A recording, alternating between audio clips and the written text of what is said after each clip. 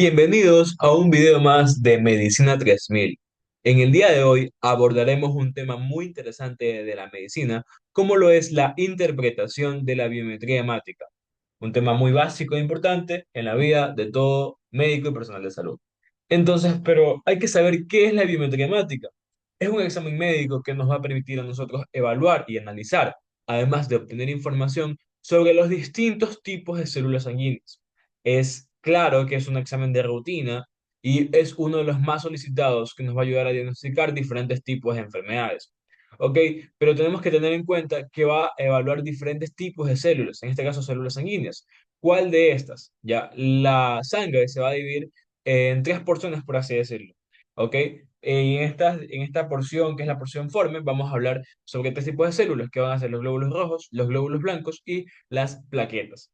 Bien, los glóbulos rojos los conocemos perfectamente con una forma de disco bicóncavo anucleados, los cuales tienen digamos, la función principal de transportar oxígeno, ¿ok? Hacia los tejidos, gracias a la hemoglobina, la proteína que se encuentra en su interior. Además de eso, tenemos los glóbulos blancos, principales células de defensa del organismo, y las plaquetas, células encargadas más que nada con el mecanismo de hemostasia, es decir, de prevenir algún sangrado o algún riesgo de hemorragia, es decir, la coagulación. Bien, pero entonces vamos a ver el análisis o la interpretación de lo que es la serie roja.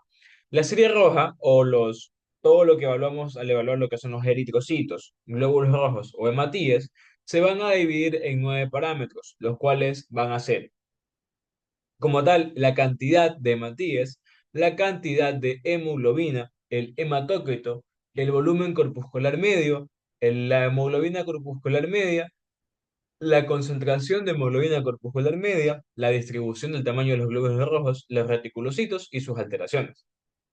Listo. Entonces, hablemos de los tres primeros parámetros. Los eritrocitos, como les había mencionado, son aquellas células las cuales van a tener valores normales, tanto en hombres como en mujeres. En hombres, esto va a ser aproximadamente de 4,5 o 4,7 a 6,1, ya con una media de 5,5 millones por metro cúbico. En las mujeres va a ser con una media de 4,8 millones. Evidentemente, esto ante situaciones fisiológicas puede verse variado, puesto que no es lo mismo la cantidad de matías de una persona que vive a 0 metros sobre el nivel del mar, dígase en la costa, como personas que vivan, por ejemplo, en Quito, en La Paz, ciudades altas, donde estas personas van a experimentar lo que se conoce científicamente como poliglobulia, es decir, un aumento en el número de los hematíes. Pero esto puede ser de dos tipos, una poliglobulia primaria o también llamada policitemia vera o una poliglobulia secundaria, lo cual básicamente, bueno, en el caso del ejemplo de grandes alturas, se va a deber por una adaptación del organismo ante la necesidad de poder suministrar correctamente la cantidad adecuada de oxígeno a los tejidos. Es por esto que va a aumentar el número de sus células, ¿ok?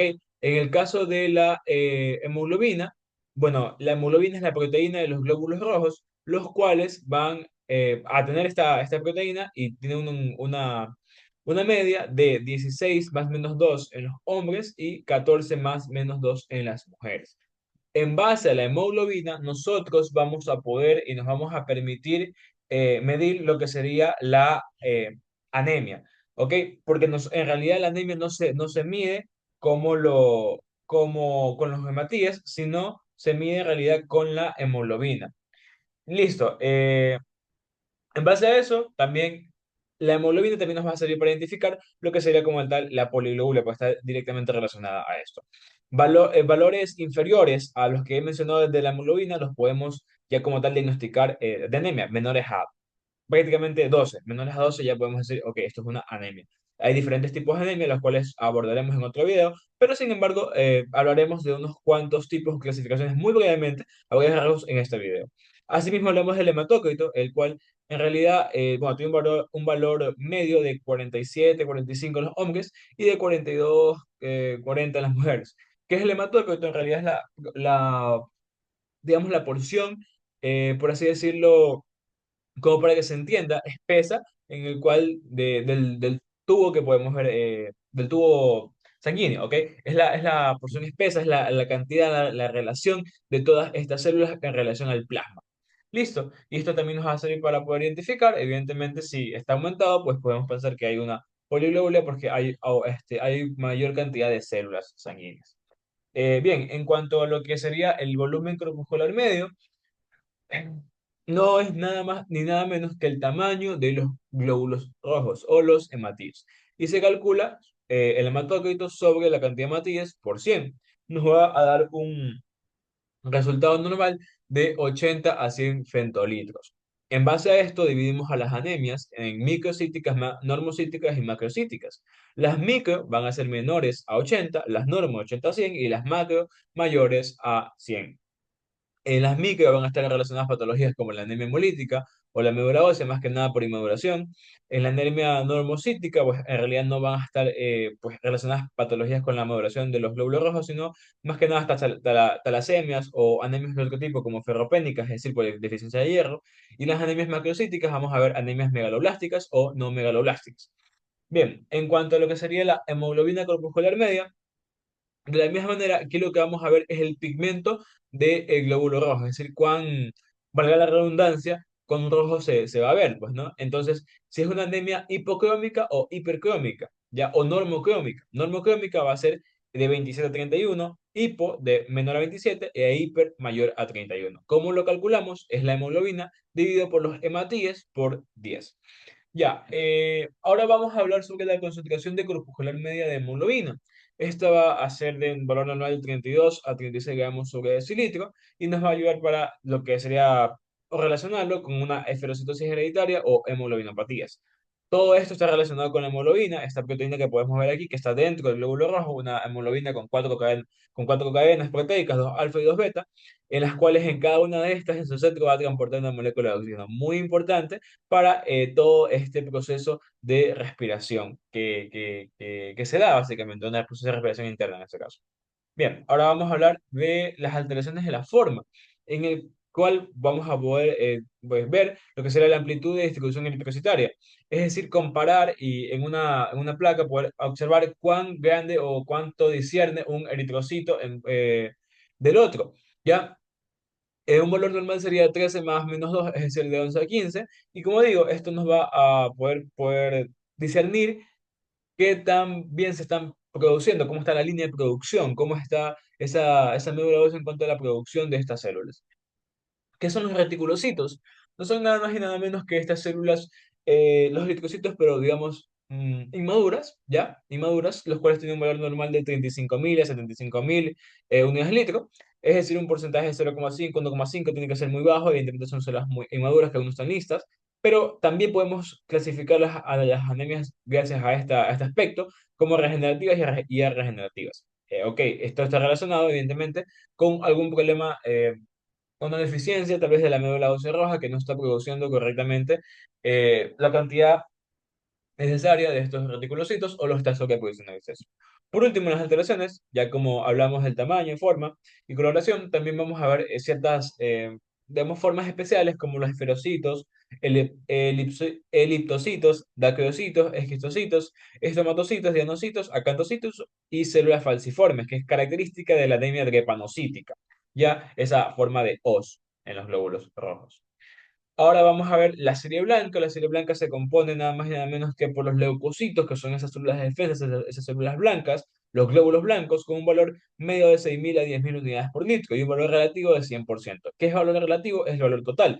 Los glóbulos blancos son, digamos, un grupo de células ya conformadas por una gran familia, como lo son los neutrófilos, basófilos, eosinófilos y linfocitos.